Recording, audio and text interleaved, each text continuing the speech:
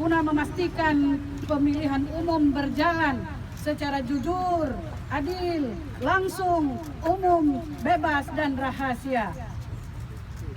Demi menghasilkan pemerintahan yang berintegritas dan mendapatkan legitimasi yang kuat berbasis penghormatan terhadap suara rakyat sebagai usaha merawat dan mewujudkan cita-cita kemerdekaan, yaitu mewujudkan kesejahteraan bangsa yang adil bagi seluruh tumpah darah Indonesia.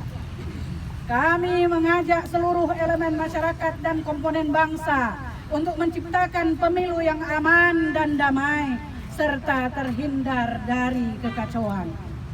Demikian beberapa pernyataan sikap batin atas keprihatinan kondisi negara dan bangsa Indonesia menjelang hari pemungutan suara pemilihan umum tahun 2020.